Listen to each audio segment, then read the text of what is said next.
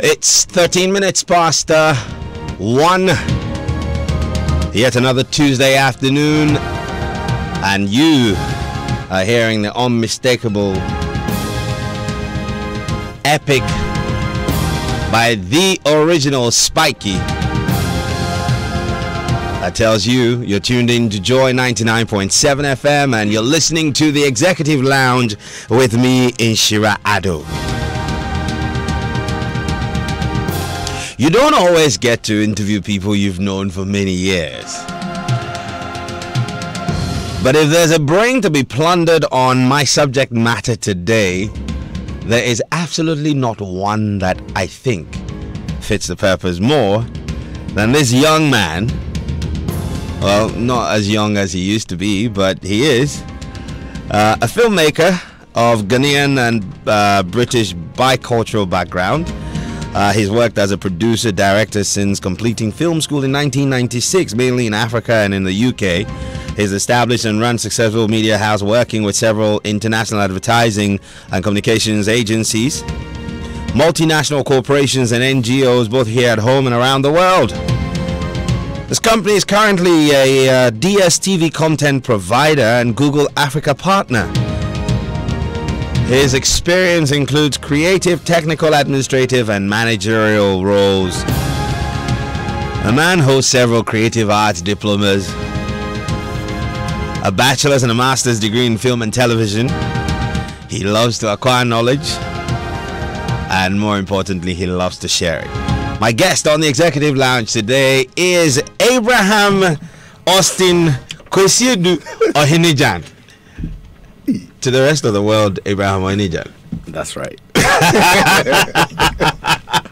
Good afternoon. Afternoon, bro. It's good to catch up. Thank you. I mean, the most difficult conversations to have, especially on a platform like this, is what we're about to do.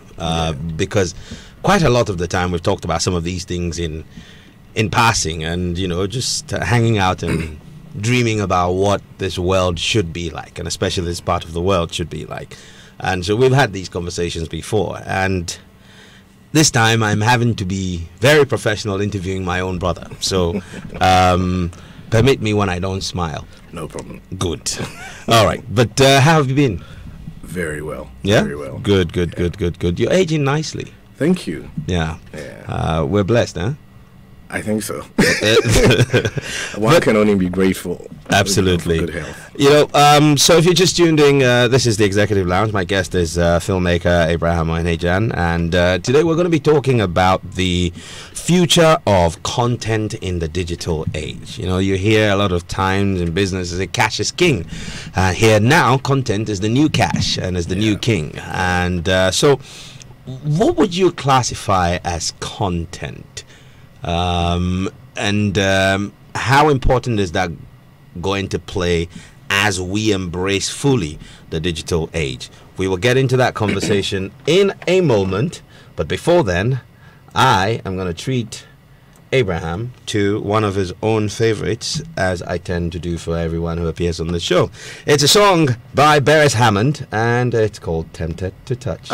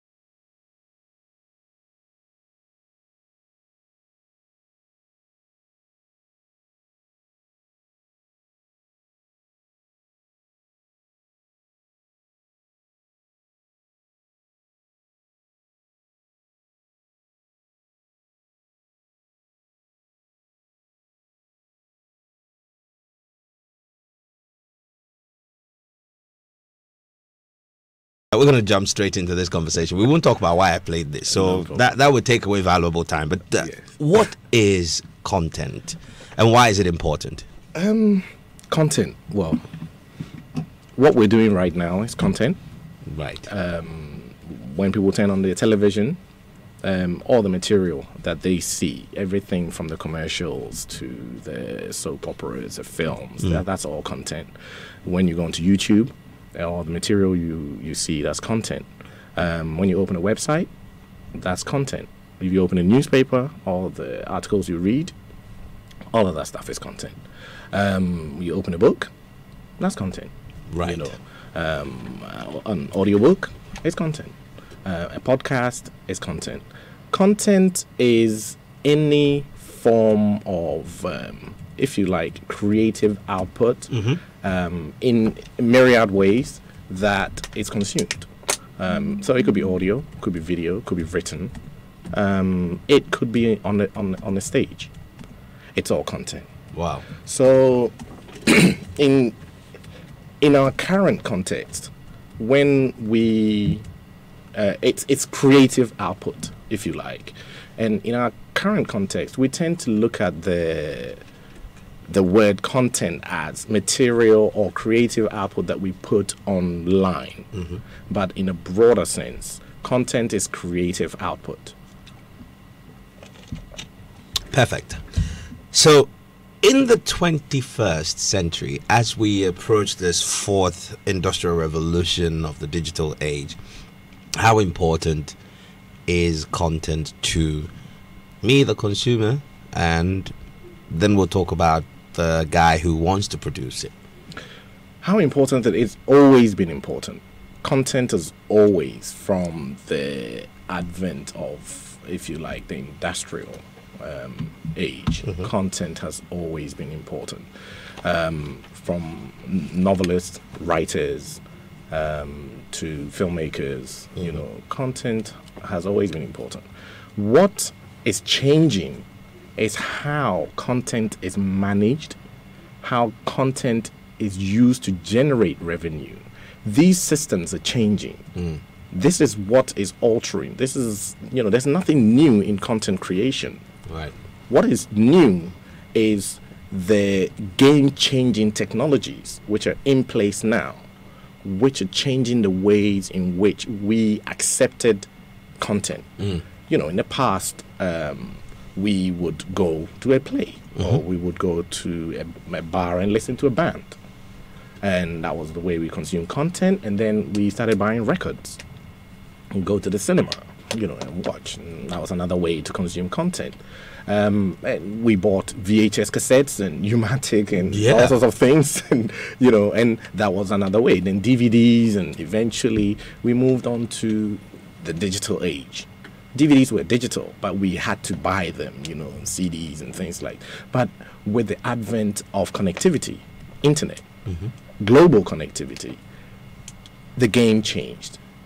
How to control the material, the creative output of people that put this material, which is why I mentioned that in the current context, when we use the word content, we tend really to refer to online, because that is what is really changing. How do we manage? How does a writer protect their material, you know, from being put online? You know, I remember recently when the first book about Donald Trump was released. I forget the title. I have as well. That tells you how important it was to all of us. I didn't really want to waste my time reading that. But yes, it was leaked ahead of its release. Exactly. Something in Fury, right? Fire. Fire and Fury. Thank you. Yeah, see, okay, we're not that dull. You know, aside of the fact that I did not want to read about Mr. Trump, you know, President Trump, I refused to open the file because it was pirated. People were just passing it around. How does a writer protect themselves against something like that? As a filmmaker myself in this day and age, how do I prevent my film from being uploaded on different platforms and people watching it for free? How is that changing? So at the moment, it is not content that's changing. Content creation It's still the So same. the various vehicles that carry content and that's- its distribution, that's that is changing. what is- And I like the way you talked about, you know, that in time past you would buy a VHS tape. And the VHS, I mean, it was unheard of back then for you to actually have an advanced copy of a movie.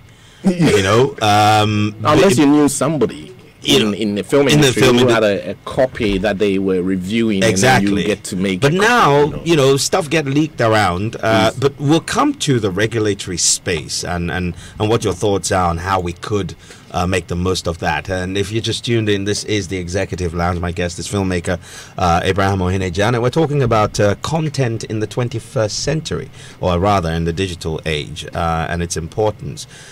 You can join the conversation with your own thoughts and questions by sending us a WhatsApp on 0244 340 437. Now, quite often you hear that the thing with Africa, and if you look around the creative industries, according to, I think, UNESCO report of 2017, it was pulling in more than $2.5 trillion in that year alone. That's a massive pie. And Africa is yet to start carving a niche for itself. I mean, the thing that's made us very excited about the arts recently, with the Wakanda euphoria from the Black Panther, really didn't really make us much. But it showed that there is some story to be told. How can one listening to us now, wanting to jump into creating content, harness their storytelling skills? How do you create winning content? There are two things. Let me go back to the beginning of your question. When it comes to Africa and content creation, and the fact that we are kind of in our infancy when it comes to making content online. Generally making content, you have to look historically at the fact that the way Africa was colonized and the way we as a people, and I do not want to make excuses, but as a people, we were not in a position to create our own stories up until recently, so I would ask anybody to call me if they can find me 5 African writers from the 1800s, but I mean that are published now, like Dickens, and there aren't any. You find it really hard to find, apart from the Du Bois and these people who were in the Americas. So black people generally, or Africans, haven't had the opportunity up until recently to tell their own stories. Our storytelling is no different, but for a people who told their history in story form, who passed on knowledge through verbal communication, it's a bit odd that we haven't had that opportunity to do this up until recently, and it will take a while before we catch up, but there is certainly a thirst and a drive for it. Secondly, one of the things that you need to understand, and I think this is something that governments globally, especially not just globally, not just Africa, but globally, yes. But I'm talking specifically to African governments. You see, I believe that access to the internet should be like access to water and electricity. It should be fundamental. These are things that make, it makes your life better. You might think, well, it's a luxury, but no, it's not, because this is how banking is done now. This is how education. If you go and do a degree right now, you'll find that your curriculum and your whole administration is online. Everything, you go to classes, but you submit everything online. Universities really now function basically online. So a lot of things are done. So I think that one of the things that governments in Africa need to do is to really put effort into making sure that the spaces that they control have connectivity, because it's not just providing water and electricity to every corner of Ghana or every corner of Africa, but it is also providing connectivity. Now, I recently heard that, yes, we're providing television, digital TV to villages and this, that, and the other. Why couldn't that be internet? There are pockets in Ghana here that you can't even get proper mobile phone signals. I think it's one of the drives, and it's one of the easiest things to do if we really try. You know, we have the institutions in place to give every Ghanaian, I'm talking about Ghana because this is where I come from and this is where I live, but to give every Ghanaian, but on a wider scale, Africa, to give every kid in every corner the opportunity to be able to log on. And that is key. Once you can log on, once this can happen, and this has happened in India with Reliance, recently launched a mobile service in India and brought slashed prices, enabling huge amounts of their population to be able to go online. Now we need to be able to do that. Once that is done, we are on the right path to enabling education, information to people, and improving the lives of people, because being connected improves lives. Being connected allows people access to medication, allows people access to information that helps their well-being, allows them access to so much. It's not just social media. You know, allows them access to financial services, allows them access to be able to pay their bills, to receive money, you know, all sorts of things. So it's key, and that's one thing that we're not doing. Even in Ghana here, like I said, there are pockets where you cannot get internet access. But it's something that the government should, you know, really push. Governments, not just the Ghanaian government. And how is this, you know, going to impact on content creation and its consumption? That is the final stage. Once a kid in a remote village, Talon, in Tamale, can upload their life, can tell us their story and put it online, then we know we're getting somewhere. You know, they don't have to come to, you know, Tamale town to get, you know, an internet cafe to be able to upload something, right? So how does it help content creation? Because the modes of consumption are changing. Now, I've been traveling around a lot, and gradually I'm realizing that people no longer sit in front of linear transmitted television anymore. You know, I mean, people watch what they want, when they want, because television comes to them in a non-linear form. Either they watch stuff on YouTube, which is already preloaded, or they have something on Netflix or Amazon Prime or, you know, Hulu, or one of these, you know, aggregators. And so by making sure that people can log on, this new form of consumption, this new method in which we distribute creative output can really come into its own, because then you can access more people, not just people in Accra or people in small pockets of the country that have access to the internet. Globally, and for a lot of the bloggers and a lot of the Ghanaian, you know, YouTube channels and things, they've noticed gradually that their income is going up. Not because they're making better content, it's only because more and more people are switching from watching linear television to consuming content online. So watching has evolved. Let me share some interesting stats with you, and this is from Statista. And they did, you know, like over the last 8 years, and this ended in 2013, so between 2006. Now, 21% of the market at the time were watching on demand. And they did then the +7 days was only 7%. And then same day was 3%. Live at the time was 69. That's 2006. Fast forward to 2013, the live audience rate went down to 32%. Same day, but later broadcast went up to 17%.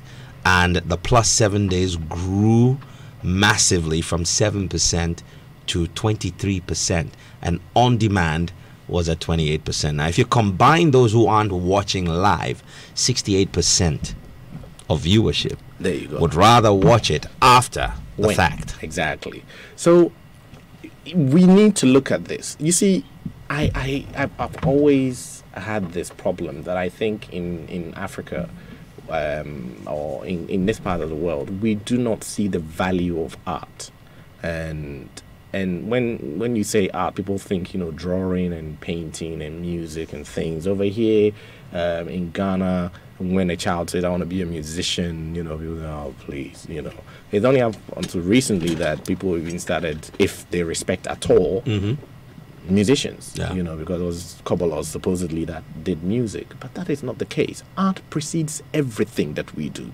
Art precedes everything around you, the car you sit in, the medical equipment that is used on you when you are operated on, the books you read at university, even the quote unquote legal profession. It's in the arts. It's an arts profession.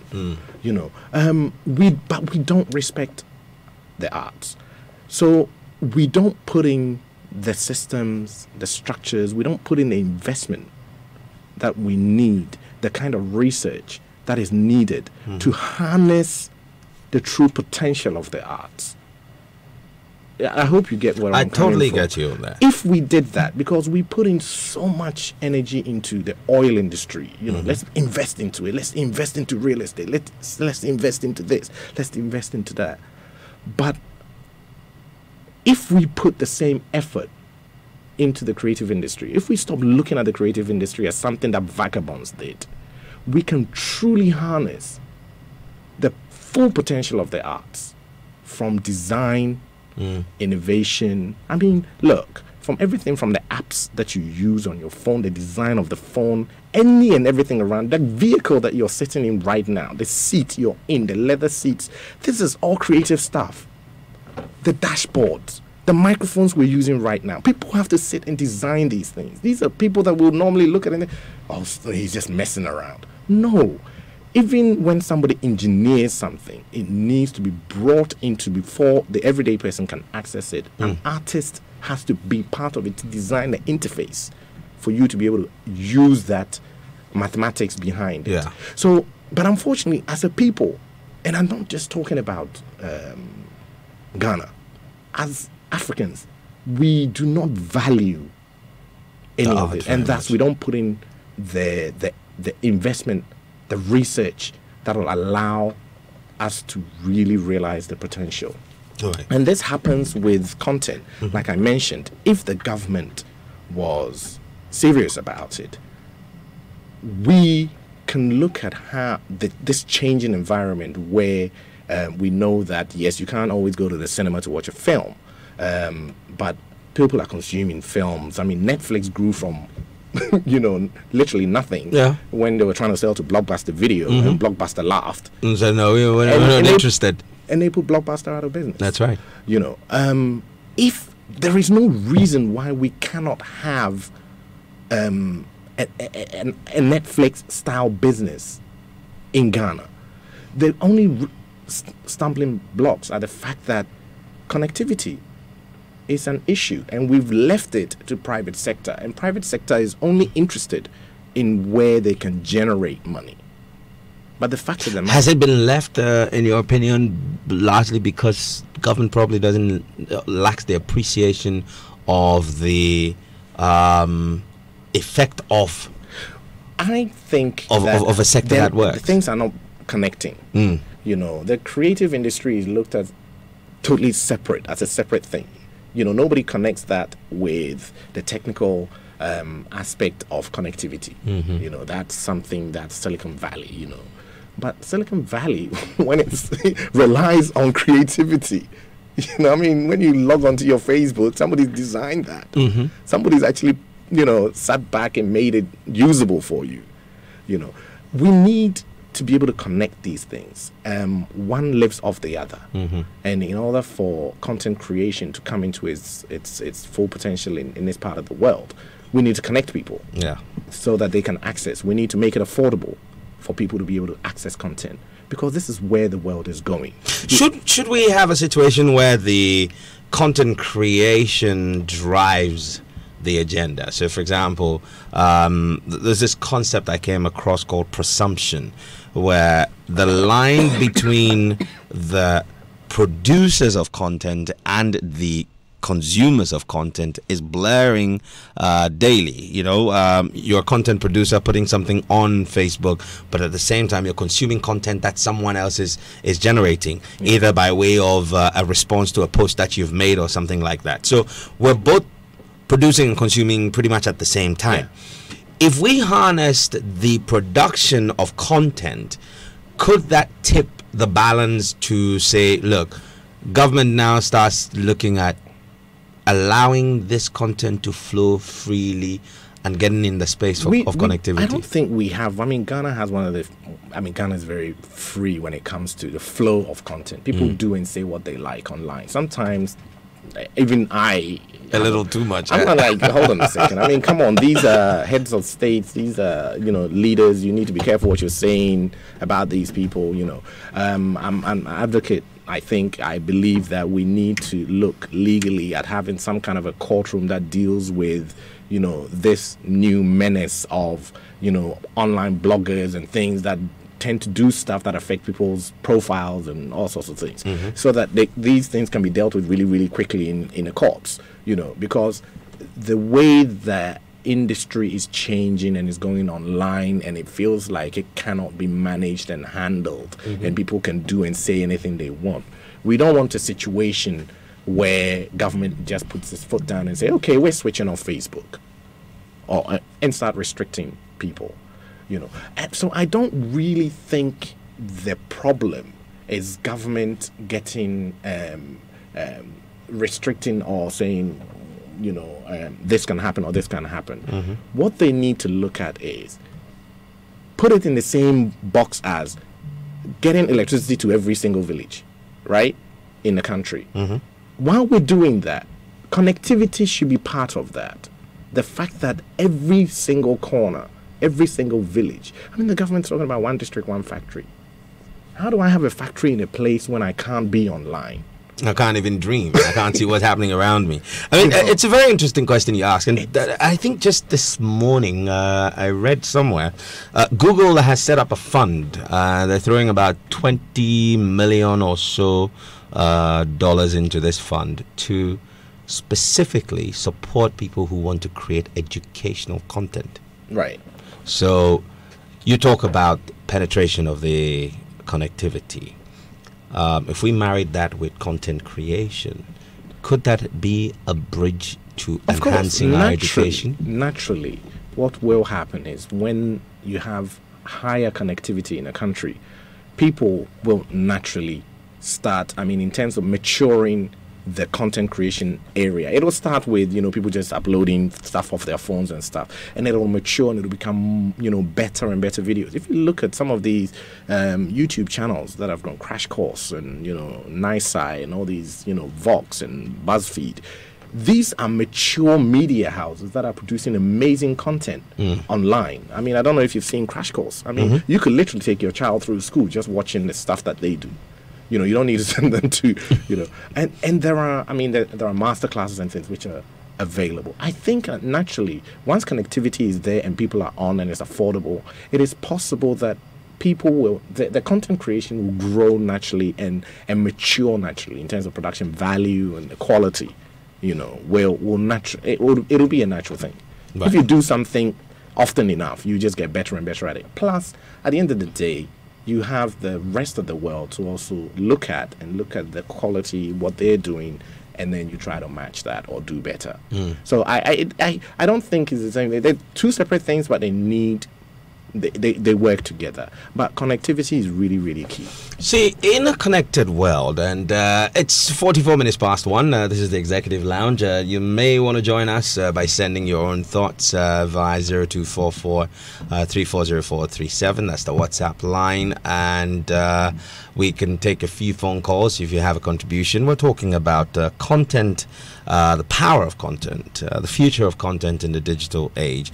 It's clear that we've been generating content all our lives, except that where we find ourselves now is that the vehicles that distribute content are rapidly evolving.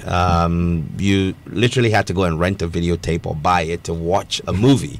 Today you can watch a movie with an account and a debit card, and off your phone. So a lot has changed. Now, I'd like you to. Oh yes, and my guest is Abraham Oyenejan. He's a filmmaker. Abraham, the idea that we have great culture, very colorful, rich history. So that's content that already is there. You're preaching, the gospel of more internet penetration. And the internet is this highway of information, a lot of which probably is not Ghanaian. Vast majority. Right. Now, cast your mind back at how a lot of people complain about, the people are changing the way we are dressing and the way we're behaving because of the content that came through the television.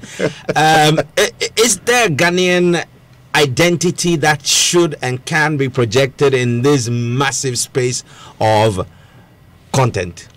Oh, yes. I believe that what makes us who we are is our shared history. What makes us Ghanaians or what makes us a country, what makes us a nation, is that you and I can pull back and share in certain experiences that this country has gone through and take pride in it. And I believe that as a country, why not? I mean, there is a way in which every country does certain things, and that can come across in our content creation. I don't necessarily think. Obviously, things will change. I mean, culture changes. Culture evolves. What today we might say is not culture, it's something that's invading our culture, can become culture in 50 years. So. Yes, the space could become a problem for cultural identity, but I don't think it will. I think as a people, we have a strong enough ID that if, when I'm abroad and I log in to Ghana, my joy online to listen, I feel you feel Ghanaian elsewhere. I feel the Ghanaianness. I don't feel like I'm listening to a station somewhere in Germany that's transmitting or broadcasting Ghanaian content. So yeah, I think the identity will survive. I don't think it'll be a problem. Okay. Now, I like lately. I like this temptation to allow my guest to be president of this country. Of mine is my own country, not this one. We're not usurping anybody's. Can I just be an advisor? Okay, so you advise the president of the country, my country. I'll find a name for it. But I mean, if you look around you, the big data is here. Yeah. AI research. AI is taking over. So artificial intelligence. Technology is evolving faster than light moves. Yes. And we're already behind. But it's said that it gives us a certain opportunity to leapfrog. So great, we're going to leapfrog. How will you go about advising us on how to leapfrog? How to leapfrog what is happening? Do we actually need to leapfrog? You see, I believe that as a country, before we take on systems from other countries and implement them here, we need to look at the people. Let's look at globally what is happening in terms of technology. Government in the UK is literally run online. Can we run government online in this country? I think so. We could, if you had enough connectivity. But for now, you can't. There are so many things, banking is changing and so many things are changing. I think that before we do any leapfrogging or implementing any systems, and, we need to study our environment carefully. We need to look at our behavior, our uniqueness, what makes us different. Ghanaians are not Togolese. Ghanaians are not Ivorians. Ghanaians are not from Burkina. And these are countries around us. And certainly, we are not Americans or British. So we need to look at what makes us uniquely Ghanaian before we start creating the apps, before we start creating the internet systems, the banking systems, using technology, appropriate technology, bearing in mind the if you like, the knowledge base that our people have. Remember, for example, when the biometric registration, some people say, oh, I don't want to do that. You know, they're going to take all my information. Conspiracy theories. Some people even thought that it was going to be used for juju or something. This was lack of knowledge. Now, before you implement something like that, something that can help people, I myself asked, this National Ghana ID thing, I asked, so what is the difference with this ID when you have a passport, you have a voter's ID, and you have a driver's license, and you have SNIT card, a library card. Yeah. Why do you need another one? You know, nothing was explained, you know. So before we implement anything, we really need to look at the people. What do they know? What can they deal with? How much education needs to be applied before we implement whatever technologies that we want to bring in? That will enable us to leapfrog. Because if you look at Kenya and you look at M-Pesa, it was perfect for the people. The method that they used, you know, it didn't rely on internet. You know, the system, I forget the name of the type of system they use. It's USSID. USSID. Yeah. You see, and it took off because it was bearing in mind the kind of phones people used, the knowledge base they had, you know, and the technology that was available. And now look at it. It's a leader globally. I mean, this is something that is looked at as a shining example of going, you know, digital, going into digital currency, which is amazing in any country. One, it reduces the cost of printing money and, you know, shifting lots of money around. None of these trucks running around with their hazards on, knocking everybody off the road just to move money around. So many things. And you don't need so many banks and stuff. And, you know, so when you do it properly and you do it carefully, bearing in mind the knowledge base of the people, the kind of technology you can deploy in a country, then you can put in a system that can leapfrog. One of my biggest problems, for example, recently, was the introduction of this Ghana Post address. I haven't yet come across any institution that is requesting it, yet it's been launched. For what purpose? Our minds don't work that way. We don't look for houses with a bunch of numbers. It won't work. Our minds work with street names and house numbers. This could have easily been done with Google Maps and 10 boys in a room. They could have named every single street in Ghana and put this online and allowed Land Title Registry to put on top all the plot numbers with house numbers. So if I need to find my address, I can easily go there, know my street name, using the plot number system. The plot number system on the Lands Registry, know my plot number. So now I know my house number, I know my street number. Then, using that same system, then I can have a postcode. This postcode can now be attached to my mobile phone, can be attached to my car registry number, so that, you know, it the identification and integration is done somebody properly. Can hit your car and disappear. Police can't even stop cars, and, you know, because you don't even know where the car comes from. And, you know, so by integrating these systems carefully, you can then use it and leapfrog.